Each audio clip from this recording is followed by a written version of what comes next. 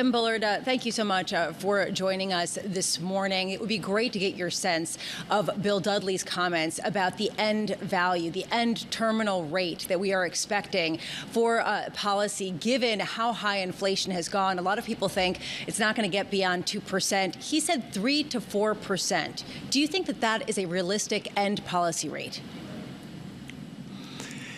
Yeah, that's not my base case right now. I've got, rates only rising to where they were pre-pandemic.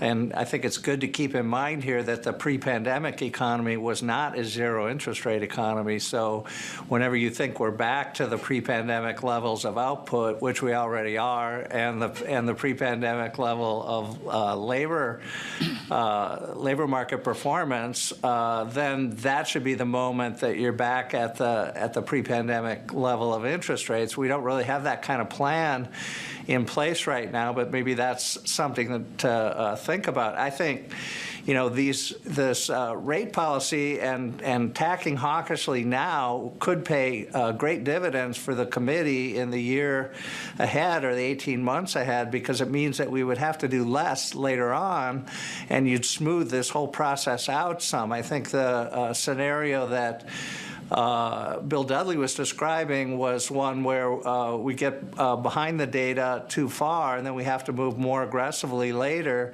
And that was a stop-go type policy that didn't work very well in the 1970s. So I think it makes sense to try to move a little bit more hawkishly here and try to manage the inflation risk. Again, if it all dissipates next year, we'll be fine in that situation. Then we can push out rate increases out into the future. But how high can rates go given where the economy is, and how quickly, right? I mean, the idea of front-loading rate hikes makes sense to avoid a sort of gloom and doom scenario that Bill Dudley was laying out, 4% rates, perhaps setting the economy into recession.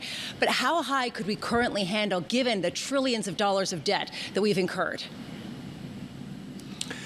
Well, I mean, I think the good news is you probably don't have to go to that high of a level to get a normal sense of interest rates. I mean, in 2018, 2019, 1.5% to 2% was kind of a common level, and that seemed to work pretty well for that pre-pandemic economy.